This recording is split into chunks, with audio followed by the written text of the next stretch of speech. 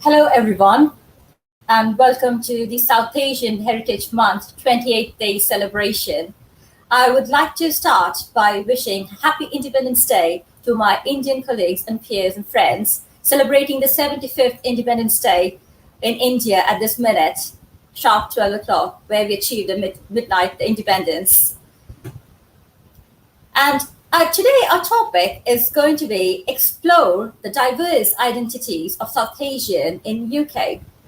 So I was thinking it would be good for me to introduce what is my identity and welcome you all by starting the explorative journey of this panel discussion today. So I am Shakila Devi Perumal, origin from India, the land of diversity with cultural, not only geographical and also cultural and linguistic group of diversity. And India is a place where was 6% of the language being spoken with diversity, around accounting 19,500 languages with different dialects. It's not only diverse in language, it's also diverse in religion and culture. So I'm really proud to say myself I'm an Indian and celebrate the Independence Day. I also would like to wish Happy Independence Day to my peers and friends of Pakistani colleagues who had the celebration of Independence Day just yesterday according to Indian calendar. So, what is the topic today in terms of exploring the diversity of South Asian and India being a part of South Asian country? And here we have a panel members sitting of diverse culture and skills and origin and ethnicity.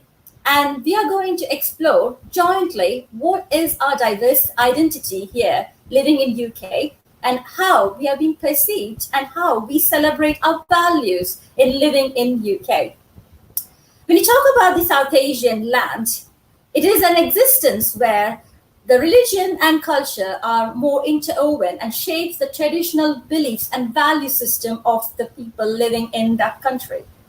And how we perceived ourselves, how we celebrated, how we preserved our roots in living in as a South Asian in UK is the topic of discussion. Now, I would like to introduce my panel members as well the screen is displayed from top to bottom. At the top, we have Professor Venkat Kanamarapuri, Professor of Pharmacology in Swansea University in Wales, and he's basically from India in the Karnataka. And Mrs. Maitri, pediatric dentist living currently in Preston, Lancashire, and she's basically from the Karnataka region of India. And below there, Mr. Abdul Wadud Khan, a solicitor by profession, and he is living currently in London, part of UK, and he basically origin from Pakistan. And down at the bottom, we have Mrs. Amita Iragu, and she is a civil engineer by profession, living in Swindon in UK. Her basic origin is from Bangalore in India. So as you can see, we have a diverse panel of members from different parts of India and part of a South Asian, and we are going to jointly explore our cultural values here. So before I could jump into the cultural values of the panel members, and it will be an interaction of a question and answer session. And we also will throw up some interesting experience, I believe so, as we go along the journey of this panel discussion. So in terms of culture, when you talk about a culture and ethnicity, it's interwoven with the religious beliefs and tradition. And the South Asian culture always revolves around a collective community sense. And the principle of guiding principle of that culture is basically around the family values, family belief system, respect and tolerance, and discipline as a guiding principle. And when we compare it with a British value, we do definitely share the British value. We have that respect and tolerance for other beliefs and cultures, which is the main key values of Britishness. And we have a rule of law and democracy, which is shared between us and British. And we have a difference in terms of the community sense and individual liberty. In Britishness, there is individual liberty. where people focus themselves, the individual owner, and self-respect. But as a gift from the imperialism and colonialism, I would perceive it as a gift because we also got into dilution of the British values into the South Asian values, where we perceive individual respect and honor should be equally valued. And this generation in 21st century, I would say, we still are in the identity crisis when we are living away from our motherland, whether we have that Britishness inside us as a South Asian. So I would like to now go through a panel member and ask them this question. How would you see yourself living in UK as South Asians? And how do you see others see you or perceive you? May I ask Professor Wenger to share his views on this? Okay, thank you, Devi. Just to want to clarify that I actually come from Andhra Pradesh, not from Karnataka. I born and brought up in a suburban region of Andhra Pradesh, and I studied up to degree in where I born, and then I did a master's from Hyderabad Central University, and then did MTech Biotechnology from Kharagpur IIT, and then I studied worked at AstraZeneca for 3.5 years in Bangalore, and then I moved to UK to do my PhD at University of Sheffield. And after that, I worked as a postdoc and lecturer at University of Bristol. Then I moved to Swansea University Medical School to take up the chair. So I don't think I had exposed to British culture until my children are born. That is 10 years after I moved here. And then only we realized, because by then me and my wife both are working. So we had how to take care of children while working and look after through identifying the nursery and all did found as a little bit of challenge, especially when our second and third child born. So, and we are alone here. So we did kind of realize the difficulties to bring up children at that time. Great, thanks for sharing your experience here. Okay. And may I ask now Mrs. Maitri to share her experience. How would you perceive yourself living in UK? Yeah, I'm a Kannadiga settled in UK because I migrated to UK recently. The main purpose for migration was for my husband's FRCA. So I was born, brought up, and studied and worked in India only. And recently I migrated. I think this period, even the British population also exposed a lot number of Asians. So I didn't face that much of problem. And for the communication also, since like English was part of our education system, I didn't face that problem. And so I was so comfortable. Like, yeah, though there was a kind of transition shock because of the weather and other things, but I consider myself as like Kannadiga settled in UK. Great, Michael. Thanks for that. And may I ask now Mrs. Amita to share her views, how you perceive yourself? Namaste everyone, I'm Amita. I'm basically from Bangalore. I've moved to UK 10 years back. And probably the reason why we moved out of UK was to get, out of Bangalore was to get some outside experience. And the closest we thought was to India was UK, 10-hour journey back. And I wanted to be sure that as a dependent, coming on a dependent visa, I can get to work as well. So UK was that kind of construct as to why we chose UK. But I'm glad that I chose UK and not any other country, mainly so US, because I call British as my second home now. Some of the values, what a classic British home shares, is I can draw parallels with how I was raised and brought up back in India. They have a close-knit family unit, they have family support system, and they rely on the elders bringing up the younger generation. So I see that connect a lot. Although there is many disparities, many different sort of families who British own up to, but I feel that basic commonality between a traditional British family and an Indian family is that commonality is always there. And most of the Britishers, when we talk about them, when I talk about Britishers, either who are born in 70s or born in 80s, they know what India is. So when we have a conversation with them, it's just not about weather or a pub or fish and chips. It's you get more to talk to with Britishers because they know what their ancestors had done in India or in Pakistan as well. So I have lots of topic to engage with them. Great, great. That's very nice to know that you feel that you belong here, and you're actually identifying there is a cultural values of intersection between Indian culture and the British culture, which makes you this as your home, second home, maybe if I could say.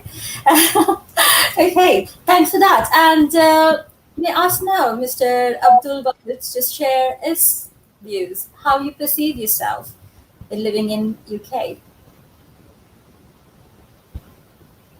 I think you're muted.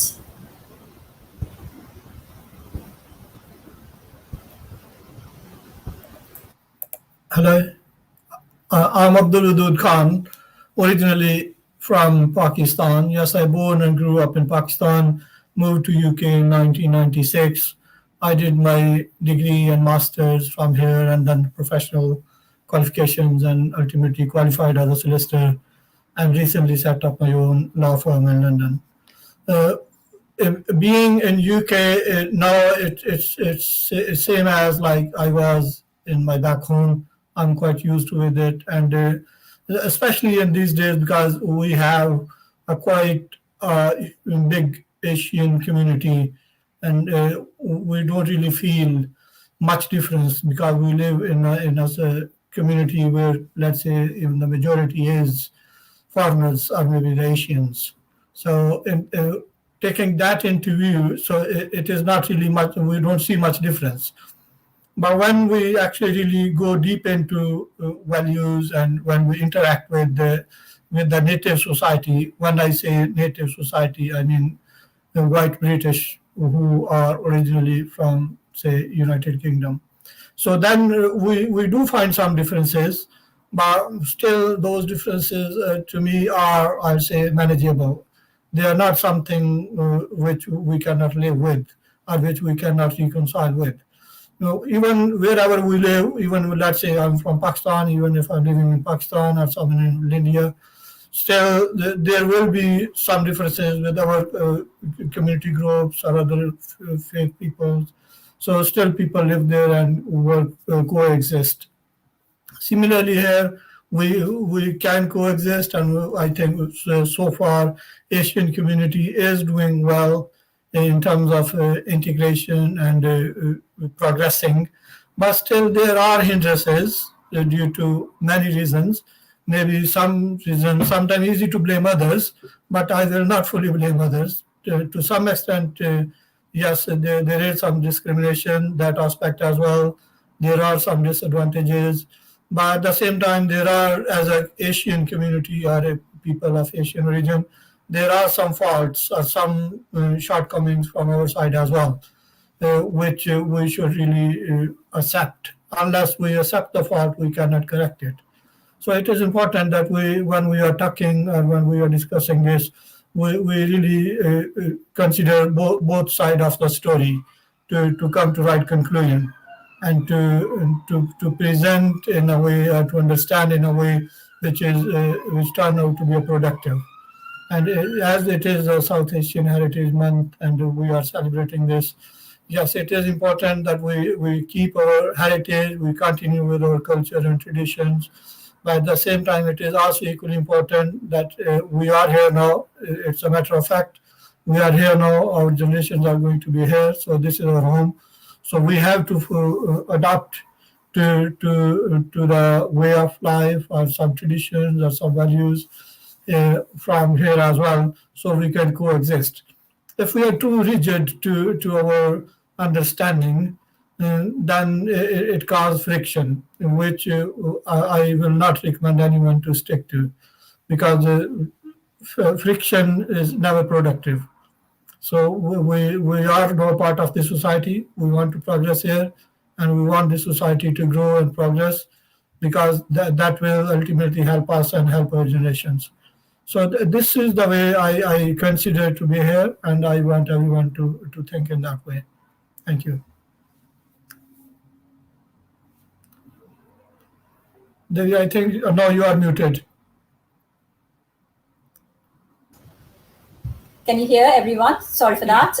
Thank you, Mr. Abdul, for sharing that view and sharing your authentic self and how you feel here and how you make yourself resilient and adapted to the different culture and the geographical area as well. How you adapted and also you did picked out something which from your talk is initially you felt that you are being subjected to discrimination and that might be the perceptions conflicts or if the value conflicts. Uh, I think sometimes it's perception, sometimes values, sometimes it's ignorance from dominant side. The community or the society who are in dominant position, they don't fully know you as in terms of society or in terms of your attitudes, and there are sometimes already stereotypes which in a way block common understanding. So unless we come out of the stereotypes, we sit with each other, we talk to each other, we learn from each other, those stereotypes cannot be removed. And unless those stereotypes are there, they always keep the goalpost moving away from you to achieve. Because the person who is, when you are a foreigner in any society or any country, obviously you are in minority, you are in a weaker position. And the people of dominant society or people are in authority, they have more power, they have more influence, so that they can affect you more. So in a way, you have to learn more than them, but at the same time, you need to maybe teach them in a way so they can understand your view and they can. Sometimes people are not. I'll say not some. Most of the time, people are not bad. It is only the misunderstanding. It is only sometimes we present the things or we behave, then people react in a similar way. So if we correct ourselves, we put ourselves in a right way, and if there is still something wrong on the other side, then raise our concern in a dignified, respectable manner, in a reconciliatory manner instead of conflicting or threatening manner. Then it works. I can say this for sure. Yeah. Thank Thank you. you for that view, and that very well opens our further discussion on. We have started the step towards educating others our South Asian culture, and we have to thank again, massive thanks to South Asian Heritage Month organizers for providing this opportunity to educate people what our values and what our values intersect with their values and what we share common in each other. For example, I just picked up when Amita introduced herself, she said namaste, the way we greet people. And when we talk about namaste, a lot of people don't understand here in UK. People think that it is a kind of a greeting, good morning or good afternoon or good evening, which is not the real meaning.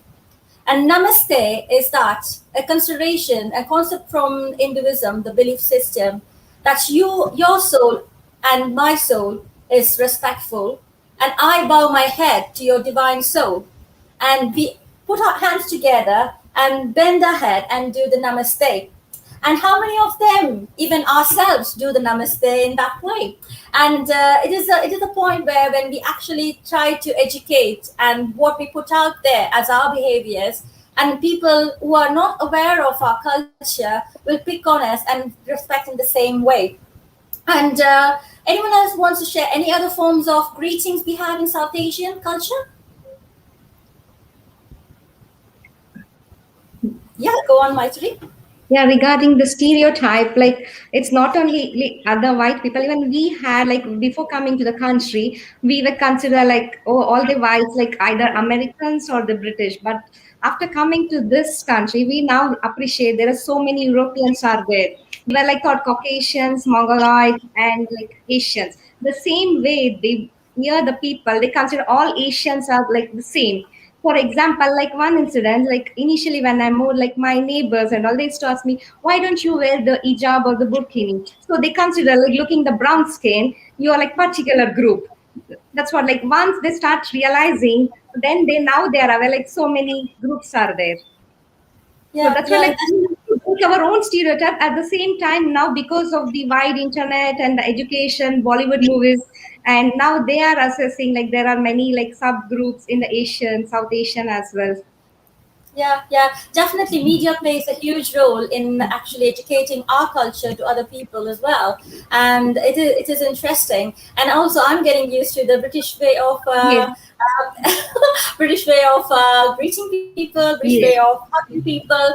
When I'm saying hugging people, we in our Asian culture we have the space distance between each other yes, when we say stranger or anything. yes, And I consider I came to Europe when I was 24, and my first destination immediately after my marriage, which every Indian woman after marriage go to their in-laws' home according to tradition, but I came to Ireland, and which is the second home for me.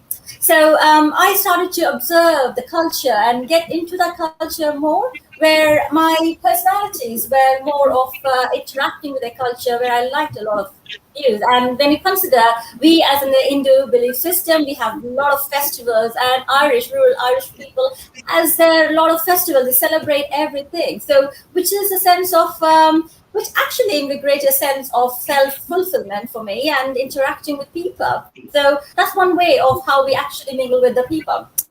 And in and terms of, yeah, go on, Maitri. yeah, because I think because of the recent COVID times, like shaking hands as like avoided. Everybody like they bow their head.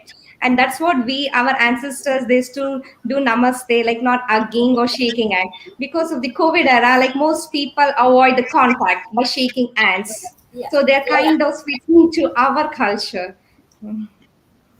Yeah, yes, the geographic, the world of nature actually has changed. Law of nature has changed, not the world of nature. So I can see that similar what you're trying to say here. Our culture has been in a form of spacing between personal distances, and all the self hygiene techniques have been followed. And I do actually see the difference. And Mr. Venkatan, to Yeah, jump I in. just even Namaste is not a universal within India itself. In fact, when I was growing up, no one used to do that. I think it is a I think with the change of the governments and introducing a new trend has become is Namaste. Whereas 20, 30 years ago, I don't think that is that common within India. Uh, Regarding generalization, in UK, it does happens because when I came here to studies, first 10 years probably people used to tell me, when are you going back to India? Whereas recently they've asked me which group you are working in. So even in higher education also there is a lot of generalization, and Yeah, those things does exist. yeah, yeah, yeah. I do actually agree with you, and I do similarly resonate in some of the things which you said. I had a similar experiences as well. Thanks for sharing that. And can we also talk about, give an insight about how we actually respect our elders? How is our culture? And when I was growing, to share my experience, I never refer an elder person by name at all, and that is not in my culture. And also, like, even still, I'm 40 now, even still I have an hesitation if I meet any South Asians to call by their name, and if they are in the elder category, and we always address by their relationship, as our values more actually reliant on the community sense and respect for elders. So that is in a conflict, I am, to be very honest, to accept on this flow. So how do you guys actually experience that? If anyone wants to share the thoughts? Yeah, go on, Amita. Just going back to quickly your previous, how else do we greet? That was your question. I think we probably didn't hit that answer. So there's different ways. In Kannada, we say namaskara. It's a very common term which we've used. I've seen my father, my parents use it to all their friends, etc. So namaskara is, the namaste has been adopted in different ways. Namaskara, namaskara. So in a different way when adopted. And in Karnataka, Kannada, we say hegidira. Namaskara hegidira. ನೀವು ಚೆನ್ನಾಗಿದ್ದೀರಾ. So again, so just answering that point, and coming to how we address our elders, I'm going to give you a very funny instance. What happened now, I, with my gray hair coming in here and there, I've become an elderly person myself. That's what I I've recently learned. So there is this, I think a month back, when I went to Birmingham Temple, I was with my family and friends and etc., just doing things. A group of youngsters who have come from Hyderabad for their higher studies here, they wanted a group picture to be taken. So I was passing by and they said, Auntie, can you take a picture of me? So, and that's when it hit me. I've become an auntie. So they wouldn't call you by the name. They wouldn't call you by, certainly, because it's disrespect. You don't call them by name. So you become aunties and uncles. So, and I said in a very funny manner, I said, I don't mind taking a picture if you don't call me auntie. And I just started that camaraderie. And I said, I don't look that old yet. And they said, I don't know what else to call you. And that's when it struck me that that is how we've been brought up, calling aunties and uncles. And here, when I try and educate my children that you call in my friend, who's dark brown skin, as an auntie, and another friend of mine who's white skin, not an auntie. So for them, for now, they themselves bifurcate. They themselves know if they see a brown skin should be an auntie, and they see a white skin, it should be by the name. So uh, unknowingly, that's just come in us, and maybe we're trying to strike a balance here and there. But back home, whenever we go, it's bunny hoagie. So we address them as not singular. In a when you say that's the thing with English, you don't have that. You have only singularity. You can't have a duality. But in our languages, you have a duality. You have a respect within the language itself, and I think that's where our culture comes in. Unknowingly, we respect elders. Yeah, that's very well put together, Amita. The duality, that is right. Actually, we actually have a dual ways of respecting. We have got accommodated, more resilient and flexible and adaptive, giving into and respecting. This actually expresses our value system of being tolerant and being respectful to other values and culture. And our kids, who's a third culture kids, being from a person of Indian origin, in my case, and born in Ireland and raised in UK. So they are third culture kids. And what are they going to bring values into my family now? So that is a big question. And I have to be more flexible and resilient and a good mother, whatever it means. Yeah, so that is what we are into. We have to be flexible, ongoing, and changing and adapting. Great. So, in terms of the religion, we have a lot of religion in our diversity, as I mentioned. We have a lot of religion in South Asia and especially in India, which is the largest democratic country. So, what kind of thoughts do you have behind religion? Major religion is Hinduism and Buddhism, but how do you see yourself as a religious person, and how it is preserved here when you're living in UK? Anyone wants to share any thoughts? Can I say something? Go on, Mr. Abdul. Right. Okay. Yes. So it's a matter of fact that there is a kind of almost all religions in India, and India is one of the maybe oldest country, and it has existed always with the kind of multiculturalism, multi faiths, and that is to some extent, I'll say, a model as well, that people can coexist, and they coexisted for centuries. And the same like Hinduism, Buddhism, Islam, Sikhism, all they live there, and they live there, I believe, more peacefully in the past. And it means when we are out of that culture or that country or that society, we should be able to coexist, because that implies that we have a skill of coexisting, skill of understanding with the other people and living with other people. So when we are here, especially I believe this society is more particularly more legally tolerant. When I say legally tolerant, I mean there are more laws which regulate your behavior in a way that you are not offending others. Yes, you are free to practice what you believe, but you do not offend others.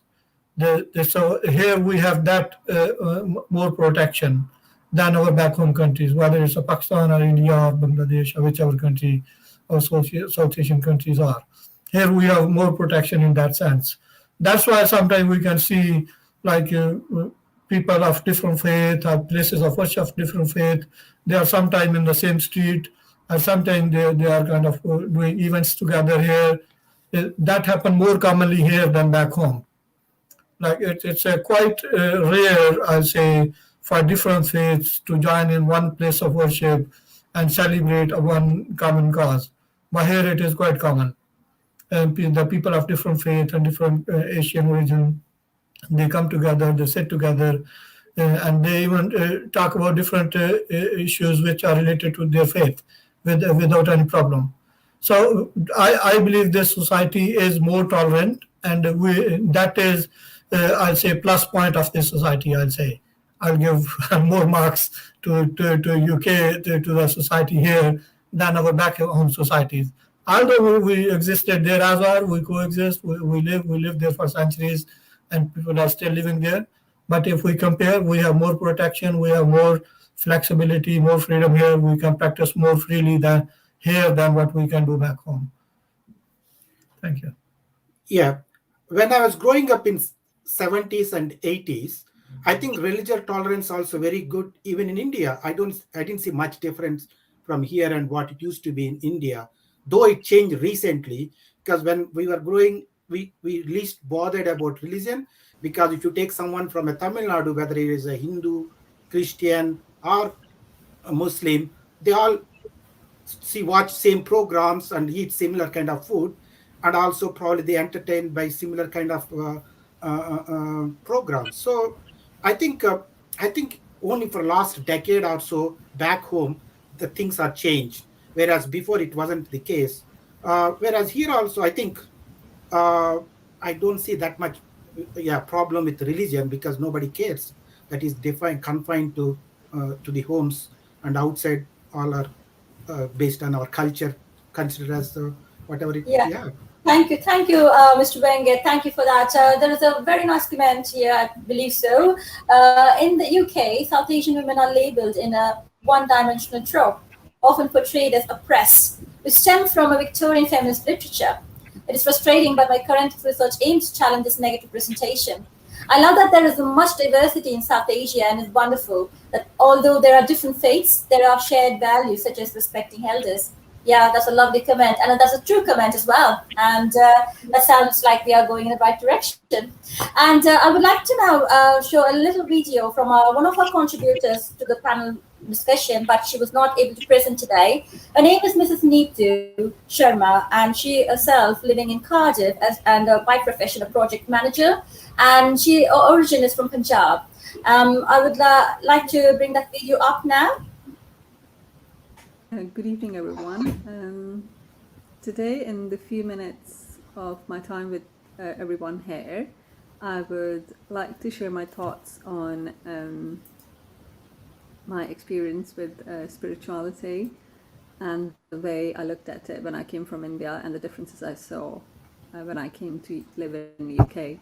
So I was born in India, in Punjab, in a very liberal family where there was respect for every religion and every type of life, really. I came to UK, settled as a senior project manager now, and I'm a scientist by trade. But I still have the memories of when I originally came, and I saw the difference in how spirituality wasn't much spoken or discussed subject in the community in the UK, whereas it's a very common vision shared by the communities in India.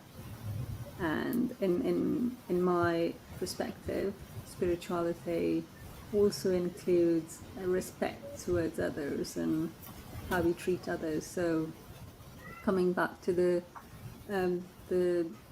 values of Hinduism, where karma plays a big role, it makes you more conscious about the deeds and the actions you do, because it believes that every action has a reaction. So it also makes you more responsible, more self-conscious, and makes you more aware of the expectations of others and how you treat others, and improve your life in a way that you're conscious of your acts, everyday acts, really.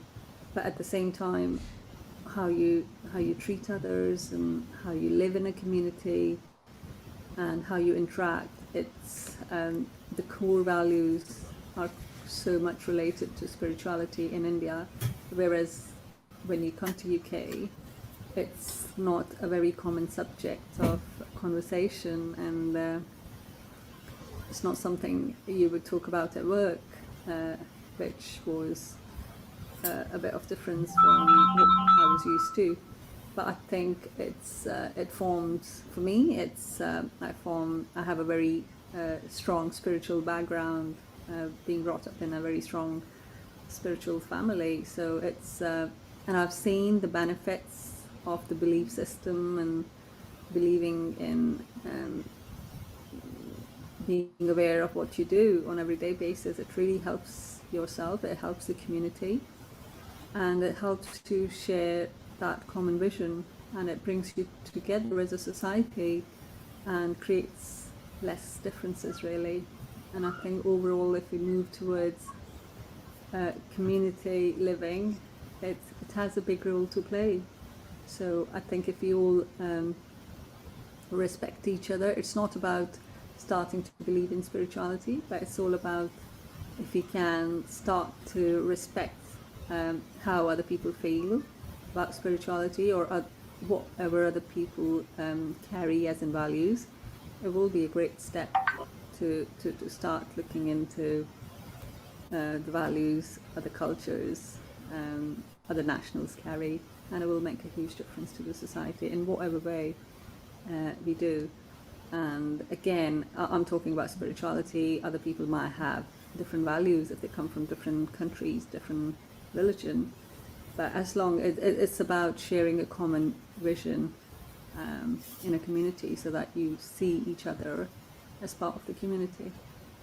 So thanks for your time, and yeah, cheers. Thank you, everyone. Bye.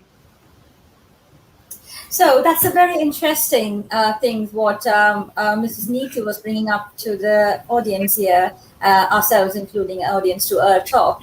So she was pointing out about the religious spirituality, defining a person's behavior, making them self-conscientious, which is very much essential for a human to be fulfilling their roles and responsibilities in whatever domain or sectors of life they are in. So when it comes to spirituality or even educating our cultural values, what we are up to today, I believe that language is an important construct that actually carries and preserves our cultural values or transmitting our cultural values to different people with different nationality or language sector. So where we are going or where we are here at this point in time, preserving our language as South Asians, our own mother tongue, in South Asia, as a South Asian living in UK. So any thoughts around that? Can I say something? Yes, of course. Right. Yes, as you rightly said, that yes, language is one of the main factor which preserve the culture and which help to transmit the culture to next generations. Because this is a first tool of communication which a human being adopts when they become conscious or when they want to communicate, even when they are not in full conscious. When talking, even maybe when he or she born, they cry. So that cry has a message which parents understand. So language definitely is the fundamental source of the passing on the message and passing on the feelings what you feel. So yes, if we want to preserve our values and pass our culture to our children, it is definitely very important that we keep our children in touch with our language. So because children have to progress in their life, and they definitely need English, and they have to kind of do their university and schools and they learn all those things are English. Then obviously we cannot really force them to know because we are from certain culture or this is our language of our society or our religion. You must learn only this because that will completely blocking their progress in their life. We can't do that, but we need to keep a balance, and that can be done by different ways where we can train them at home, like at home we can speak our own language which will help them to learn language, and also we can keep them to attach with our community organizations which hold some community events, and they are generally in the native language. and some religions have their religious literature or their books of their faith written in a certain language, and they read in that language. So if children are attached to their faith, they will also learn the language. As Neetu was saying in her video, that she has a strong spiritual background, and she continued to practice it here as well. Uh, that spirituality helps the society, she was saying, and I definitely agree with that. Because if you are a spiritual person, doesn't matter which faith you believe in. To me, if you are a spiritual person, you meant to be peaceful, you meant to be considerate, you meant to be respectful, you meant to be caring. Doesn't matter whichever faith you are. So these are, I say, basic human values, even if we don't label them in religious terms.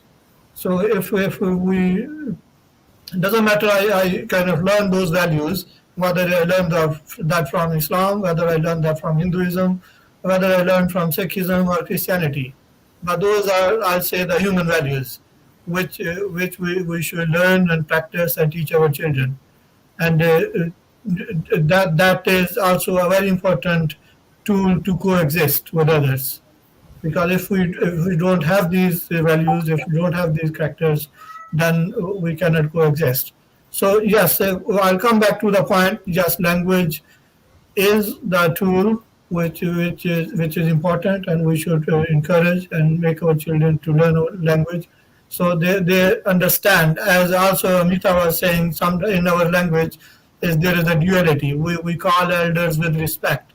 We don't say tum in Hindi, we say up, which is a kind of plural word. So just to show the respect. While in English language, we don't have that facility. In English, it will always be tu means you.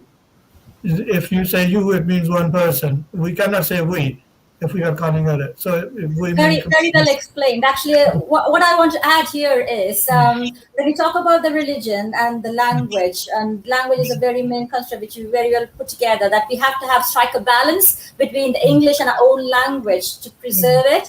And also, like connected to the Neetu's version of the religion and spirituality, we all actually, as a different culture has different system of maintaining the spirituality. And one reason I would like to share with everyone watching here, why do Hindus put bindi?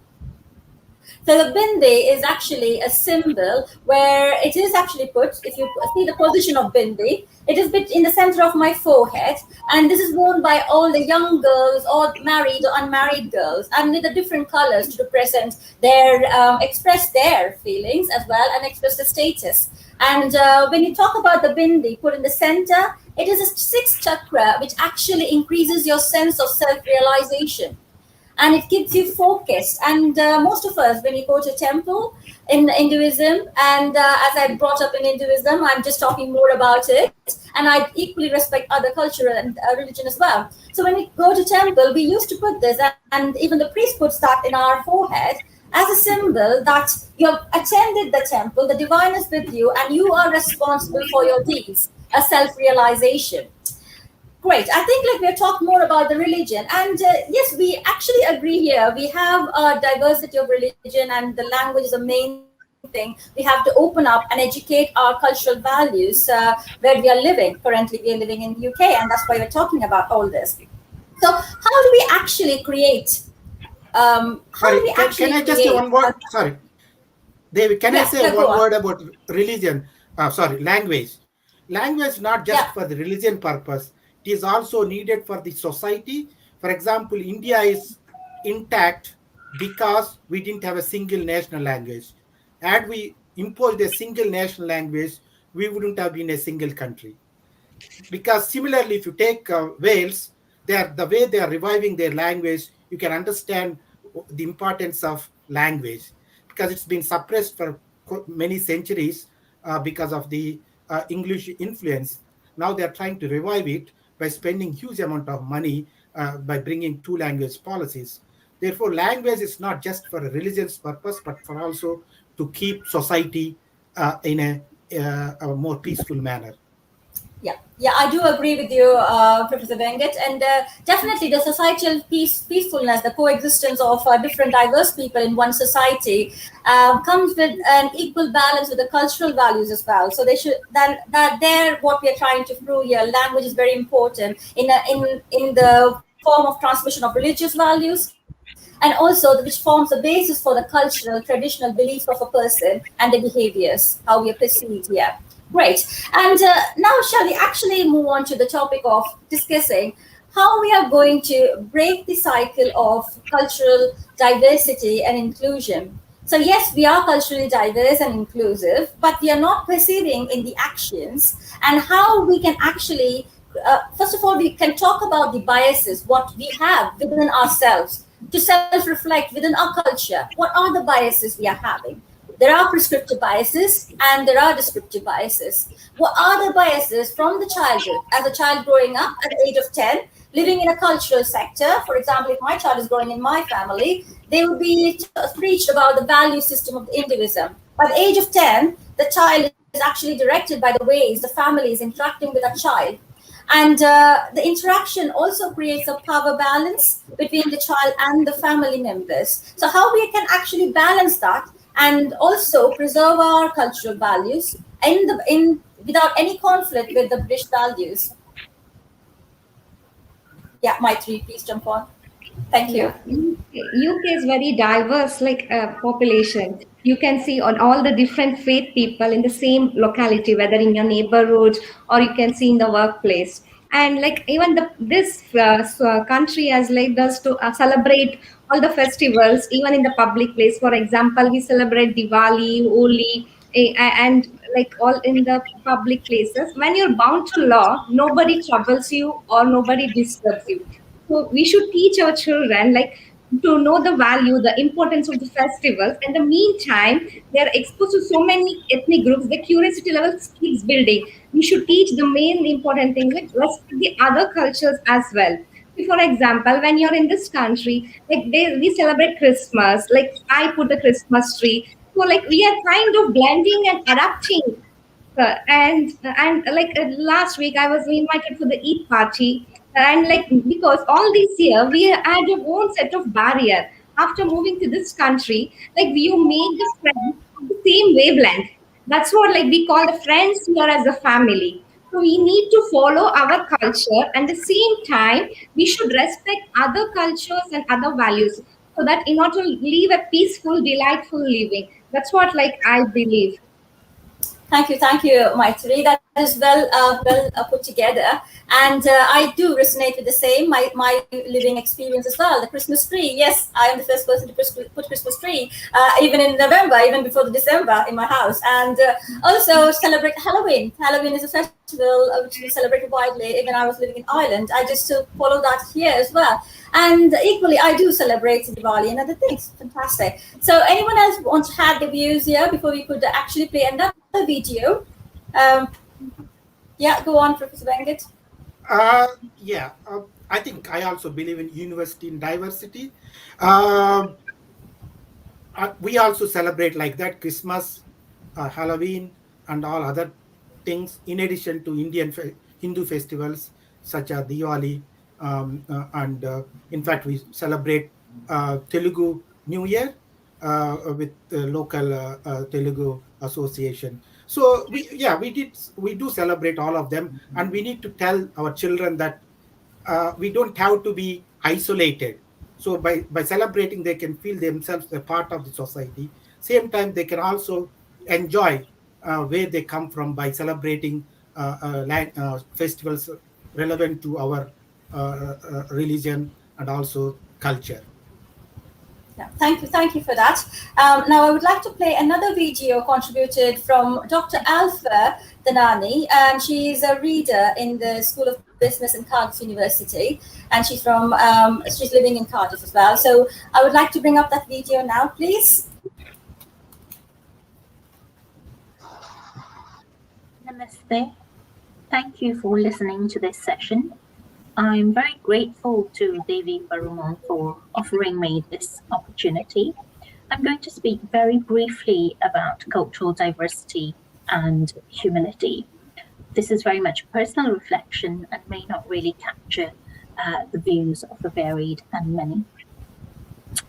Most religions, including our South Asian religions, Hinduism and Jainism, promote humility as a foundational virtue on which we practice other virtues.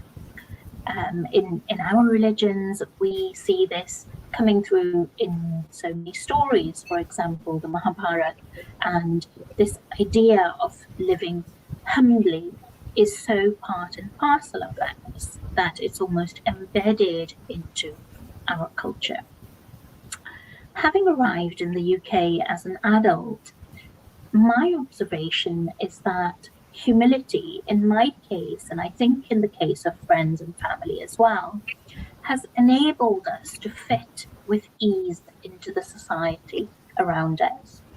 When we think of humility, we think of ideas such as giving ourselves a relatively low self-focus, being open to ideas and information and advice from others, keeping perspective on, keeping a check on our achievements and abilities while appreciating and valuing everything around us. So these qualities have really enabled us to embed ourselves into the local communities. And I mean this both in a personal capacity as well as in a professional capacity. But just something to put out there and something to think about. There's two aspects of humility within our culture that I find a little bit displaced, a little bit at tension with this idea that it serves us good. The first one is, how good are we at exercising humility within our own communities, so within our sub-community of South Asians? And secondly, I want to flag up this idea that humility may actually hold us back. And here I'm thinking very much in a work capacity. I see colleagues of the South Asian origin, quietly and confidently get on with their jobs. They have the same, if not better, abilities, competencies, skills than their peers. But what we don't necessarily see following through is them excelling at the same rate as their peers. And the issue here, I think, is that we find it hard, difficult to sell ourselves, to talk ourselves up. And this is part of this issue around humility. So really, what I feel is there's tensions in how humility is placed for us, how we exercise it, how we live it on a day-to-day basis. On the one hand, it's enabling us, but on the other hand, it can be holding us back as well. So just to put these thoughts out there, I hope you have a fruitful and meaningful conversation around these concepts, and thank you for listening. Good night. That's a very interesting views shared by Dr. Alpha. And I think we truly agree with her in this panel around here. And I would just want to mention about the diversity. It's not about asking the person to just participate or invite them to a party, but also to invite them to dance if they have the capability to dance. So it is about inclusion, how inclusive they are made feel, and belongingness. So is there any strategies we can actually discuss here from Amita and from Maitri? Can you actually give us one or two tips how we can handle the bias in terms of promoting inclusivity and diversity? That's right, Devi. I think bias is one of the key, if not most important, societal norms which we have kind of let it happen. We form biases based on our upbringing, based on what we see, what we observe, and etc. A classic case which I can give what happened in my workplace was probably I can call it sexism bias, where I managed to get things done or get my agenda or a project moved on. And then when I received a comment from a male colleague saying that, Amita, you're getting into sweet talks. oh, wow, how come you managed to do this? Are you sweet talking with somebody? I didn't realize what he actually meant then, because British culture, white culture, has a lot of sarcasm in it, which I couldn't understand at the beginning. But then I thought he was just trying to crack a joke. But then later on, it kind of sunk into me at the end of the day that he really made a comment which was not nice. So I didn't react. That's where my culture has taught me to prove it with my work rather than reaction. Don't react, but respond is what I believe in. And that was a cultural or a bias, which I can say, more of a sexism kind of a bias, which I faced in my work area. And since my job takes me to site, I work with a lot of white male colleagues. I get to hear some bad language and etc. And I put my I speak up and I say it's not the way you need to be around with a lady. So I think the tips what I could probably give, being in that environment, speak up. Don't be shy. Speak up. Your heart may be pulp beating. Mine does as well. I sweat when I say things, but then don't hold back. Speak up. Because you're doing all the right things. So just breaking the cultural bias is being yourself, wear it on your sleeve, and if you feel something wrong, speak up and then tell them in a nice manner. Thank you very well. As the time concern, Amita, thank you very much for your sharing that experience and honest and self-authentic. We actually pride that you're standing up for yourself. That's the way we go forward.